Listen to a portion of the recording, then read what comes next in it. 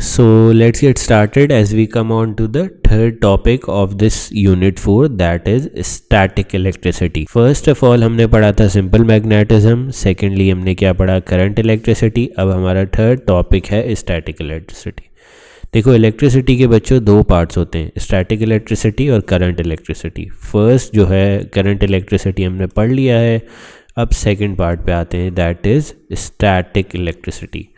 Static electricity basically deals with charges at rest, ठीक है। तो अब फर्स्ट ऑफ ऑल इसमें हम देखते हैं कि इंसुलेटर और कंडक्टर के बीच में डिफरेंस क्या होता है। इंसुलेटर के पास फ्री इलेक्ट्रॉन्स नहीं होते, ठीक है। Insulator has no free electrons to move, but conductor के पास फ्री इलेक्ट्रॉन्स होते हैं या डीलोकलाइज इलेक्ट्रॉन्स होते हैं जो कि मूव कर सकते हैं, ठीक है। अब इंसुलेटर और कंडक्टर को चार्ज करने के मेथड्स भी डिफरेंट होते हैं। फर्स्ट ऑफ ऑल हम देखते हैं इंसुलेटर को कैसे चार्ज करना है। इंसुलेटर को हम चार्ज करते हैं by a method called charging by friction, ठीक है। और इंसुलेटर क्या क्या चीज़ें होती हैं, ग्लास, वुल, इस तरह की चीज़ें, ठीक है। अब चार्जिंग बाय फ्रिक्शन में हम क्या करते हैं कि वी रब द टू इंसुलेटर्स टुगेदर, ठीक है। हम दोनों इंसुलेटर्स को जो है वो रब करते हैं टुगेदर, एंड रबिंग से ये होता है कि हीट एनर्जी प्रोड्यूस होती है, और हीट एनर्जी प्रोड्यूस होने की वजह से इलेक्ट्रॉन्स क्या होते हैं, एक्साइट हो जाते हैं। अब जब इलेक्ट्रॉन्स एक्साइट हो जाते हैं तो इलेक्ट्रॉन्स जो हैं वो एक इंसुलेटर से दूसरे इंसुलेटर के सरफेस पे मूव कर जाते हैं। अभी हम इसकी डायग्राम भी देखेंगे, सो बी रिलैक्स्ड, इसको डिटेल में देखेंगे। अच्छा चलो, इसकी डायग्राम ये है कि फर्स्ट ऑफ ऑल हमारे पास दो इंसुलेटर हैं, ये ग्लास है, ये वुल है।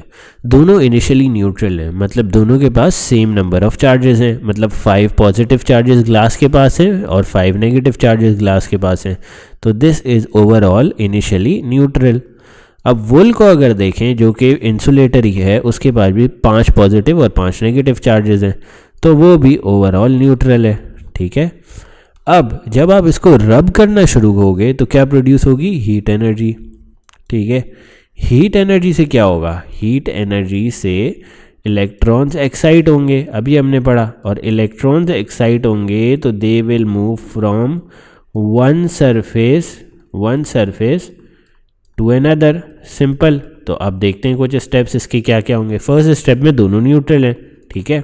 अब नेक्स्ट स्टेप देखते हैं, आफ्टर रबिंग इलेक्ट्रॉन्स जो हैं वो एक सरफेस से दूसरी सरफेस पे आ जाएंगे। सपोज करो इलेक्ट्रॉन्स जो हैं वो वुल से मूव करके ग्लास पे चले गए। अब ये आपकी यहाँ पे अपनी चॉइस है, आप दूसरी तरफ भी एरो मार्क कर सकते थे, आप ये भी कह सकते थे ग्लास से वुल पे चले गए, ठीक है। So this is your own choice. हमने ये अज्यूम कर लिया कि वुल से इलेक्ट्रॉन ग्लास पे चले गए, ठीक है। जब वुल से इलेक्ट्रॉन ग्लास पे गए तो ग्लास के सारे पॉजिटिव चार्जेस जो थे वो न्यूट्रलाइज हो गए, ठीक है। और इलेक्ट्रॉन्स जो हैं अगर वुल से गए तो यहाँ पे कौन से सिर्फ चार्जेस बच गए, पॉजिटिव। तो वुल क्या हो गई, पॉजिटिवली चार्ज, और ग्लास क्या हो गया, नेगेटिवली चार्ज, ठीक है। हुआ क्या, बेसिकली हुआ ये कि जो ये नेगेटिव चार्जेस थे वुल के वो ट्रांसफ़र हो गए टूवर्ड्स ग्लास। यहाँ पे नेगेटिव चार्जेस आ गए 5, तो इन्होंने इन पॉजिटिव्स को कैंसिल कर दिया, तो ग्लास पे ओवरऑल कौन सा चार्ज बच गया, negative, and glass becomes negative. और जब ये सारे नेगेटिव चार्जेस वुल से ग्लास पे ट्रांसफ़र होंगे तो वुल पे सिर्फ कौन सा चार्ज आ जाएगा, पॉजिटिव, ठीक है। अब यहाँ पे जो मैं पहले बात कर रहा था कि आप ऑपोजिट अजम्पशन भी ले सकते हो, आप ये भी सोच सकते हो कि ग्लास से इलेक्ट्रॉन्स जो हैं वो वुल की तरफ गए, फिर ग्लास पॉजिटिवली चार्ज हो जाएगी और वुल जो है वो नेगेटिवली चार्ज हो जाएगी, ठीक है। अच्छा, इसमें एक इम्पॉर्टेंट चीज़ ये रिमेंबर करने वाली है कि both materials must acquire equal and opposite charge. मतलब अगर ग्लास का चार्ज +1 है तो वुल का चार्ज -1 ही होगा, -2 नहीं हो सकता, दिस वुड बी रॉन्ग, ठीक है। दोनों के चार्जेस इक्वल और ऑपोजिट होंगे, ठीक है। And one more thing to remember here is that कि अगर आप दोनों मटेरियल्स को ज़्यादा तेज़ी से रब करोगे या ग्रेटर फोर्स से रब करोगे तो there will be more heat energy produce, ठीक है। और मोर हीट एनर्जी प्रोड्यूस होगी तो क्या होगा, मोर इलेक्ट्रॉन्स एक्साइट होंगे, मोर इलेक्ट्रॉन्स एक्साइट होंगे तो ज़्यादा चार्ज का मैग्नीट्यूड होगा, ठीक है। Now let's look at an example या थ्योरी के लाइक चार्जेस आपको पता है कि दे रिपेल, तो माइनस की अगर नेगेटिव चार्ज की अगर आप ग्लास रॉड एक नेगेटिव चार्ज के वुल के साथ लाओगे तो दे विल रिपेल, ठीक है। अनलाइक चार्जेस, अच्छा बेसिकली ये दो अलग अलग चीज़ें हैं। So first of all I forgot to mark pluses here, ठीक है। आपको दो चीज़ें याद रखनी है, unlike charges attract each other, तो अगर वुल जो है वो ओवरऑल पॉजिटिव चार्ज की होगी और ग्लास नेगेटिव चार्ज का होगा तो they will attract each other. However अगर जो है आपकी ग्लास भी जो पॉजिटिव चार्ज की होगी और एक और इसके सामने ग्लास रॉड लाओगे पॉजिटिव चार्ज का, तो they will repel each other. Basically to sum it up, मेरे कहने का मतलब ये है कि opposite charges will attract and like charges जैसे कि पॉजिटिव पॉजिटिव या negative negative will repel towards repel away from each other, ठीक है। अभी तक हमने पढ़ा कि हाउ टू चार्ज इंसुलेटर्स, किस तरह करते थे, चार्जिंग बाय फ्रिक्शन से। अब we will see how to charge conductors. Conductors को किस मेथड से चार्ज करते हैं, चार्जिंग बाय इंडक्शन, ठीक है। अब चार्जिंग बाय इंडक्शन के भी कुछ स्टेप्स हैं जैसे चार्जिंग बाय फ्रिक्शन के कुछ स्टेप्स थे, ठीक है। तो first of all let suppose we have a neutral conducting sphere, इस तरह this is a neutral conducting sphere and we wanted positively charge. अब हमें इस न्यूट्रल कंडक्टिंग स्फीयर को, जो कि एक मेटल है, हमें इसे पॉजिटिवली चार्ज करना है।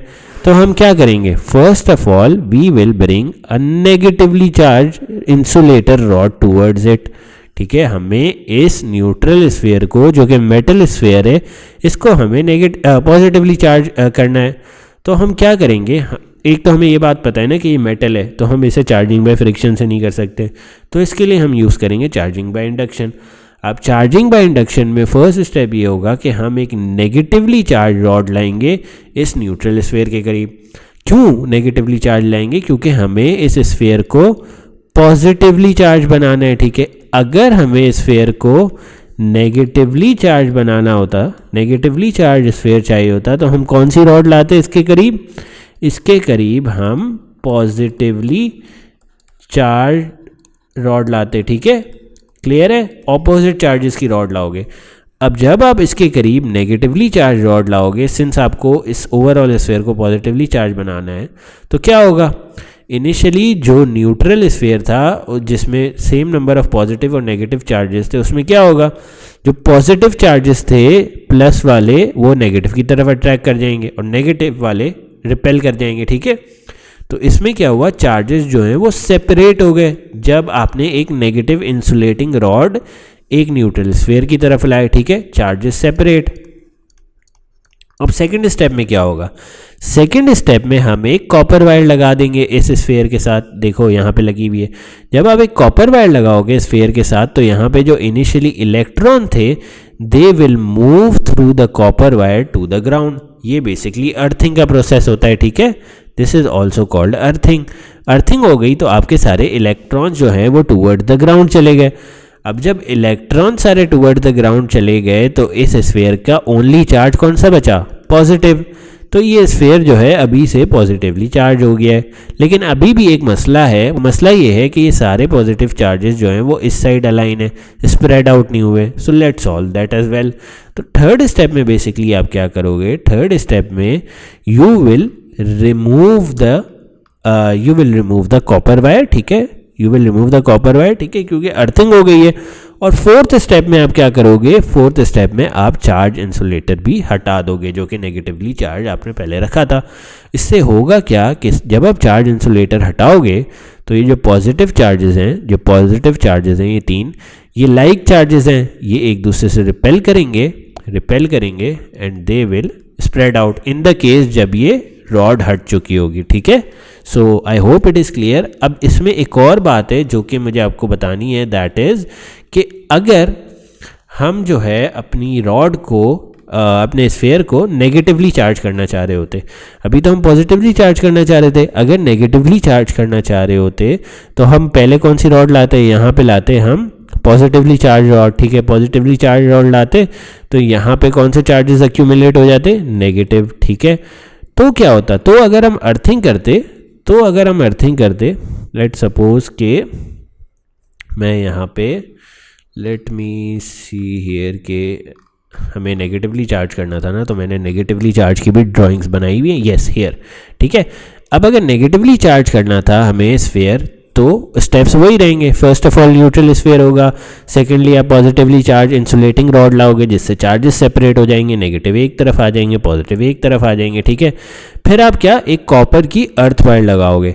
अब आपको इधर एक बात ध्यान में रखनी है कि हमेशा जब भी अर्थ वायर लगाते हो तो इलेक्ट्रॉन्स मूव करते हैं, पॉजिटिव चार्ज नहीं मूव करते, नेगेटिव चार्ज मूव करते हैं।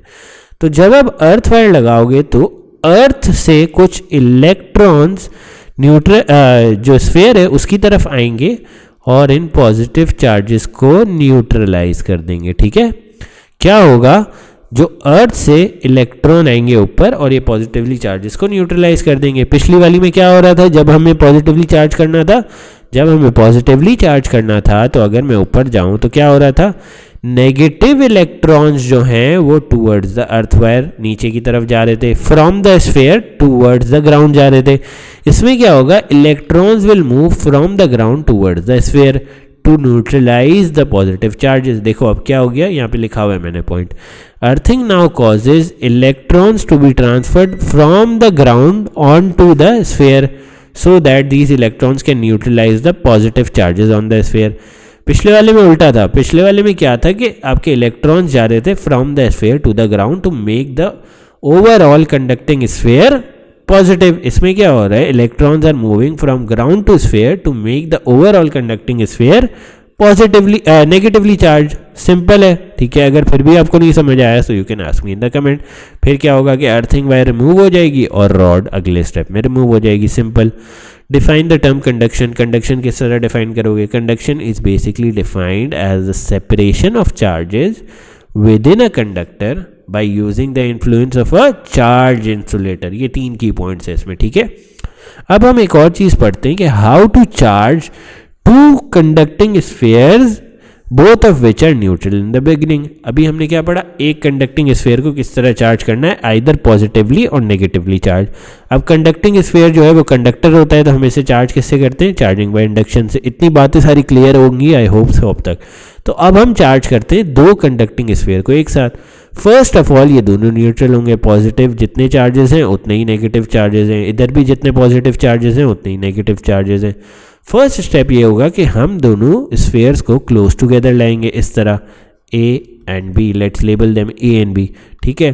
फिर हम क्या करेंगे, फिर हम एक चार्ज रॉड को इसके पास लेके आएंगे दोनों स्फीयर को। तो होगा क्या, जब आप एक चार्ज इंसुलेशन रॉड लाओगे तो this will cause separation of charges, जैसे कि पिछले वाले केसेस में हमने देखा है, विद इन द 2 स्फीयर्स, ठीक है। Positive charges will move into B, मतलब बी में आ जाएंगे सारे पॉजिटिव चार्जेस, और सारे नेगेटिव चार्जेस रिपेल करके किधर चले जाएंगे, ए में चले जाएंगे। सिंपल, ठीक है, क्योंकि like charges repel each other and unlike charges attract each other, ठीक है। फिर स्टेप 3 में क्या होता है, स्टेप 3 में हम इन दोनों स्फीयर को एक दूसरे से मूव कर देते हैं, ठीक है, थोड़ी स्पेस दे देते हैं। स्टेप 4 में क्या होता है, finally the rod is remove and the spheres further away, ठीक है। अब जब स्फीयर्स को आपने स्टेप 3 में मूव कर दिया, स्टेप 4 में क्या करोगे, रॉड भी मूव कर दोगे, ठीक है, रॉड को भी मूव कर दोगे और स्टेप 4 आपका ये आ जाएगा, ठीक है। अब जब आपने रॉड रिमूव कर दी तो सिंपल वही वाली लॉजिक लगाओ जो पहले लगाई थी। जब रॉड रिमूव कर दी तो ये सारे पॉजिटिव चार्जेस जो थे वो लाइक चार्जेस थे, तो एक दूसरे से रिपेल होके स्प्रेड आउट हो गए। सिंपल। सिमिलरली यहाँ पे नेगेटिव चार्जेस जो थे वो लाइक चार्जेस थे, एक दूसरे से स्प्रेड आउट होके पूरे एक दूसरे से रिपेल होके स्प्रेड आउट हो गए। सिंपल, ठीक है। और एक और चीज़ क्या करोगे यार, डायग्राम में हमेशा इंसुलेटिंग हैंडल बना दिया करो, क्योंकि ये सेफ्टी के लिए होते हैं and this makes it easier for you to carry these conducting spheres anywhere you want, ठीक है। अब आ जाओ हमारे नेक्स्ट सब टॉपिक पे, that is electrical field. Electric field basically होती क्या है, पहले तो उसकी डेफिनेशन देख लेते हैं। इलेक्ट्रिक फील्ड, अब इसमें कुछ इंपॉर्टेंट वर्ड्स हैं जो आपको एग्जामिनेशन में लिखने होंगे। As a region around a charge particle, ये बहुत इंपॉर्टेंट है, where other charge particles if place they will experience either an attractive or a repulsive force. Basically electric field वो जगह है जहाँ पे अगर आप एक और चार्ज पार्टिकल प्लेस करो तो they will either experience a repulsive or an attractive force. Simple, ठीक है। How to represent an electric field? By constructing electric field line, simple, ठीक है। अब how are electric field lines constructed? तो electric field line construct करते वक्त हमें कुछ 2-3 पॉइंट्स का ख्याल रखना है। इलेक्ट्रिक फील्ड लाइंस हमेशा पॉजिटिव चार्ज से निकलती हैं और नेगेटिव चार्ज में एंटर होती हैं, ठीक है। दे appear to be coming out of positive charge and going into a negative charge. These are some basic points जो आपको रिमेंबर करने चाहिए जब आप इलेक्ट्रिक फील्ड बना रहे हो, ठीक है। नाउ कुछ इलेक्ट्रिक फील्ड की डायग्राम्स देखते हैं, ठीक है। अब पॉजिटिव चार्ज का हमने पढ़ा कि पॉजिटिव चार्ज से इलेक्ट्रिक फील्ड लाइंस निकल रही होती हैं। तो अगर एक सिंगल पॉजिटिव चार्ज के अराउंड इलेक्ट्रिक फील्ड ड्रॉ करने के लिए आएगी तो आप कुछ इस तरह बनाओगे। सिमिलरली नेगेटिव चार्ज के अराउंड अगर आएगी तो क्या होगा? यही बनेगी, लेकिन एरोज इनवर्ट हो जाएंगे, देखो ये रही। अब electric field line between a positive and a negative charge आएगी तो क्या करोगे? पॉजिटिव से लाइंस निकालोगे और टूवर्ड्स नेगेटिव लेके जाओगे, ठीक है। ये डायग्राम्स आपको मेमोराइज होनी चाहिए, ठीक है। ये इस तरह एक स्ट्रेट लाइंस भी यहाँ पे निकालोगे पॉजिटिव की तरफ से और नेगेटिव में स्ट्रेट लाइन अंदर जा रही होगी, ठीक है। अब एक इलेक्ट्रिक फील्ड लाइन बनाते हैं बिटवीन लाइक चार्जेस, मतलब 2 पॉजिटिव एंड 2 नेगेटिव। ये तो अनलाइक चार्जेस के बीच में थी ना, 2 पॉजिटिव और 2 नेगेटिव के बीच में बनाएंगे तो क्या होगा? 2 लाइक चार्जेस के बीच में बना रहे हैं तो क्या होगा? रिपेल करती हुई जाएंगी, ठीक है। ये मीट नहीं करेंगे एक दूसरे को, ठीक है। तो ये जो जब आप लाइक चार्जेस के बीच में बनाते हो ना इलेक्ट्रिक फील्ड लाइन, तो एक पॉइंट आता है बीच में एक्स, ये देखो यहाँ पे एक्स मार्क किया हुआ है, ये एक्स मार्क किया हुआ है, दिस इज नल पॉइंट। इधर कोई भी इलेक्ट्रिक फील्ड एक्ट नहीं कर रही होती और इधर आप पार्टिकल अगर आप प्लेस करोगे तो वो कोई फोर्स एक्सपीरियंस नहीं करेगा। क्यों एक नल पॉइंट बनता है? क्योंकि ये दोनों चार्जेस जो हैं वो लाइक चार्जेस हैं, like charges repel each other, इसलिए उन दोनों की फील्ड्स जो हैं एक दूसरे को काटती नहीं है, ठीक है। And hence we get a point X that is a null point, जिधर कोई फोर्स नहीं लगती, ठीक है। अच्छा, 5th type of electric field जो एग्जाम में कभी कभार आती है वो तब आती है जब आप पॉजिटिव टर्मिनल ऑफ बैटरी एक मेटल प्लेट से कनेक्ट करते हो और नेगेटिव टर्मिनल ऑफ बैटरी एक और मेटल प्लेट से कनेक्ट करते हो। स्विच बंद करोगे तो क्या होगा? Positive charges will move on to the A plate and negative charges will move on to the B plate. अब पॉजिटिव से नेगेटिव चार्जेस की इलेक्ट्रिक फील्ड किस तरह बनती थी? पॉजिटिव से निकलती थी और नेगेटिव की तरफ जाती थी। सिंपल लॉजिक है, ठीक है। यही हमने बनाना है, ये मैंने यहाँ पे डिस्क्रिप्शन में भी आपको डिस्क्राइब कर दिया है। When the switch is close the metal plate A which is connected to the positive terminal of the battery will acquire positive charges as shown, and similarly the metal plate B which is connected to the negative terminal of the battery will acquire negative charges as shown. Since we know that the electric field lines go from positive to negative, hence the field lines can be constructed as shown above. Simple. अच्छा, अब next सवाल पे आते हैं। देखो 2 metal plate से A and B, ए को positive charge दिया हुआ है, बी को नेगेटिव चार्ज दिया हुआ है और एक न्यूट्रल स्फीयर प्लेस किया हुआ है with in between these 2 plates. अब सवाल क्या आ रहा है? Show the charge distribution on this neutral sphere. अब अगर यहाँ पे पॉजिटिव प्लेट है तो ये जो लेफ्ट साइड है स्फीयर का उस पर कौन से चार्जेस आ जाएंगे? नेगेटिव चार्जेस, ठीक है। अब बी जो है वो नेगेटिव प्लेट है तो right side of the sphere पे कौन से चार्जेस आ जाएंगे? पॉजिटिव चार्जेस, सिंपल, ठीक है। और सेकंड सवाल क्या है? Construct the electric field lines in this region. Simple है, पॉजिटिव से नेगेटिव जाती रहेंगी, ठीक है, पॉजिटिव से नेगेटिव जाती रहेंगी। One more thing to consider here is that थोड़ी थोड़ी ये लाइंस जो है ना वो बेंड हो जाएंगी, ठीक है, इस तरह बेंड होके जाएंगी। क्यों जाएंगी इस तरह बेंड होके? क्योंकि ये जो पॉजिटिव चार्ज है ना ये नेगेटिव की तरफ अट्रैक्ट हो रहा होगा तो इसलिए ये बेंड होगा थोड़ा। सिमिलरली ये पॉजिटिव वाला यहाँ पे जो चार्ज है स्फीयर पे, this will get attracted to the negative one, तो ये अवे बेंड होना शुरू होगा। देखो जब आपने सिर्फ सिंपल प्लेट पे बनाई थी तो सीधी सीधी लाइंस थी, अब थोड़ा थोड़ा बेंड होना शुरू होंगी क्योंकि स्फीयर के चार्जेस जो हैं वो डिस्टॉर्ट करेंगे दीज फील्ड लाइंस को, ठीक है।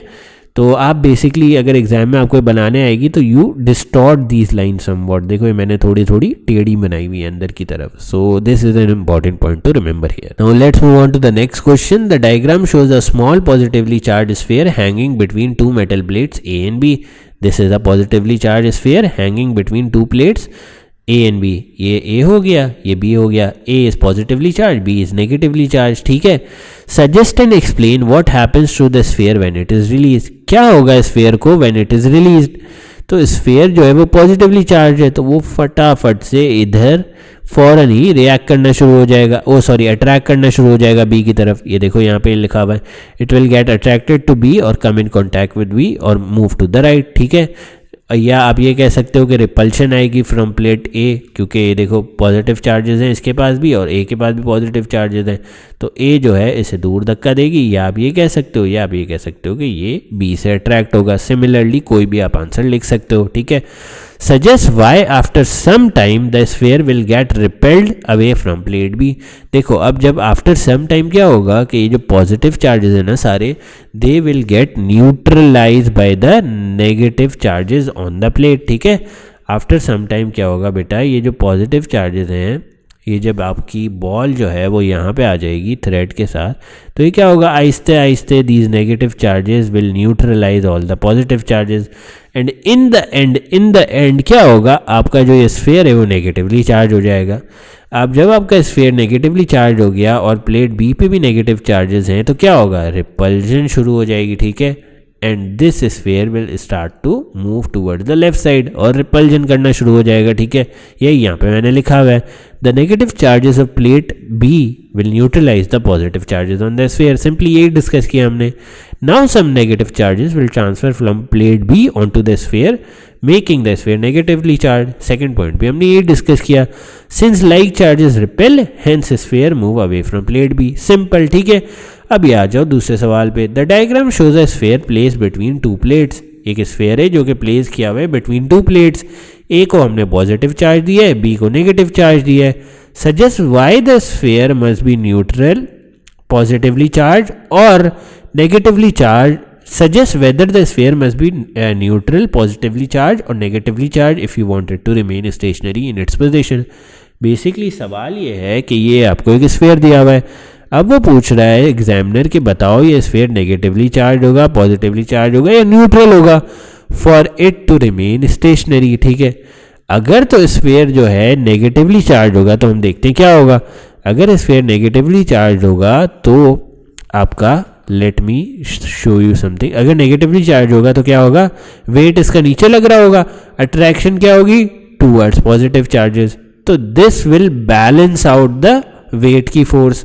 हाउएवर अगर आपका जो स्फीयर है वो न्यूट्रल होगा तो क्या होगा, negative charges of the neutral will attract toward positive, positive will attract towards negative. देख रहे हो नीचे की तरफ दो फोर्सेज हैं, ऊपर की तरफ एक फोर्सेज है, तो this will not remain stationery अगर ये न्यूट्रल होगा, ठीक है। अब अगर ये पॉजिटिवली चार्ज होगा तो इसके पॉजिटिव चार्जेस जो हैं वो तो नेगेटिव से अट्रैक्ट करेंगे ही करेंगे प्लेट बी से, और इसका वेट भी नीचे एक्ट कर रहा है, तो दोनों फोर्सेज नीचे एक्ट करेंगे, तो देख रहे हो अभी भी ये स्टेशनरी नहीं होगा। थर्ड सिनेरियो, जिस सिनेरियो को हमने पहले भी डिस्कस किया, दैट इज कि अगर जो स्फीयर है आपका नेगेटिवली चार्ज होगा तो इसका वेट तो नीचे एक्ट करेगा, लेकिन इलेक्ट्रिक अट्रैक्शन जो है वो ऊपर की तरफ एक्ट करेगी, तो एक फोर्स ऊपर एक फोर्स नीचे, hence it will remain stationary. Now next up we have some hazards of static electricity which I think is more of a ratta, and if you will read this at your home it will be pretty much clear to you, ठीक है।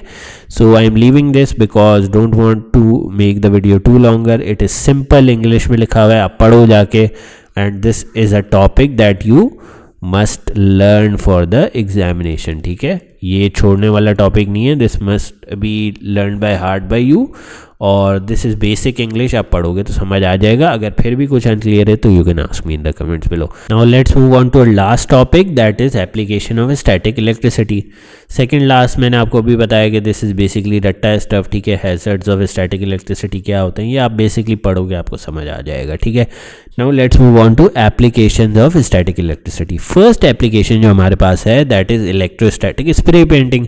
इसमें हम क्या करते हैं, इसमें जो section हमें पेंट करना होता है, जैसे गाड़ी का कोई भी सेक्शन जो हमें पेंट करना होता है उसको हम एक पॉजिटिव टर्मिनल के साथ लगा देते हैं बैटरी के, ठीक है। फिर हम क्या करते हैं, जो स्प्रे गन है पेंट की उसको हम नेगेटिव टर्मिनल के साथ लगा देते हैं बैटरी के, ठीक है। अब जो स्प्रे गन से जो पार्टिकल्स स्प्रे होंगे वो कौन से चार्जेस एक्वायर कर लेंगे, नेगेटिव, क्योंकि ऑब्वियसली स्प्रे गन जो है वो नेगेटिव टर्मिनल से कनेक्टेड है।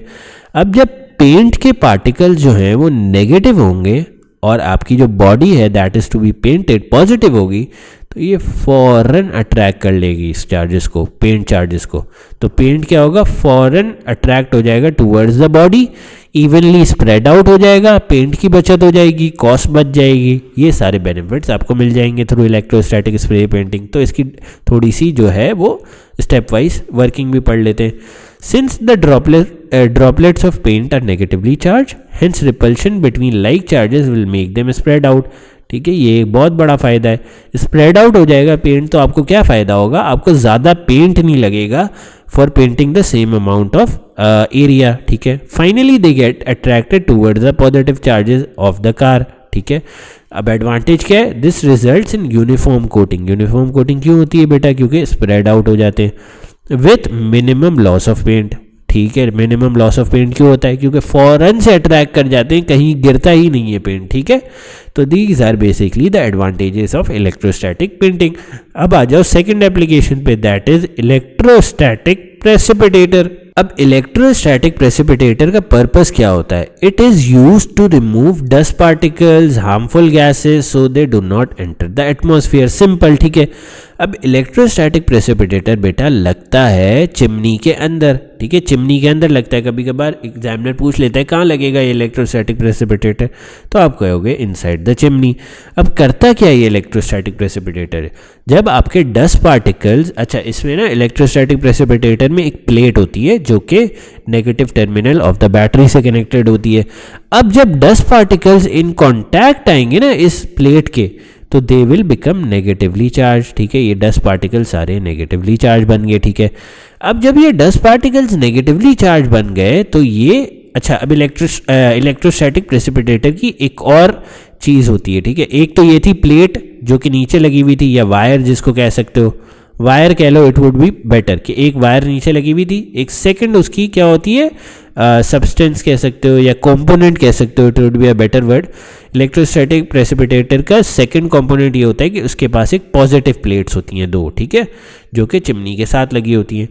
अब फर्स्ट ऑफ ऑल जो डस्ट पार्टिकल्स हैं जो ये नेगेटिव वायर की थ्रू जाएंगे वो नेगेटिव चार्जेस एक्वायर कर लेंगे, और जो ये पॉजिटिव प्लेट्स हैं ये डस्ट पार्टिकल को अट्रैक्ट करके अपनी तरफ जो है वो खींच लेंगी। तो क्या होगा, डस्ट पार्टिकल हवा में नहीं जा सकेंगे बल्कि इन प्लेट्स के ऊपर स्टिक कर जाएंगे। इस तरह electrostatic precipitator prevents dust particle from entering the atmosphere. ठीक है, और क्या करता है, एटमॉस्फेरिक हार्म से बचाता है बेसिकली, क्योंकि डस्ट पार्टिकल्स को एंटर नहीं होने देता एटमॉस्फेयर में। देखो यहाँ पे ये हमने लिखा है सारी definition. In electrostatic precipitator two metal plates A and B are placed inside the chimney of a factory. These plates are connected with the positive terminal of a battery. ये ऑरेंज वाली, ठीक है, ये ऑरेंज वाली plates की बात हो रही है। ठीक है, the wire is connected to the negative terminal of the battery so that it requires negative charges as shown। Simple. और जब डस्ट पार्टिकल्स वायर के थ्रू जाएंगे तो ये भी नेगेटिव हो जाएंगे, और फिर जब negative charges through positive plates जाएंगे तो क्या होंगे, अट्रैक्ट हो जाएंगे टूवर्ड्स पॉजिटिव प्लेट्स और स्टिक कर जाएंगे ऑन दीज प्लेट्स। सिंपल। ठीक है, so I hope this was clear. This marks the end of our static electricity chapter. अगले वीडियोज़ में हम डायोड्स और पोटेंशियल डिवाइडर्स के बारे में पढ़ेंगे।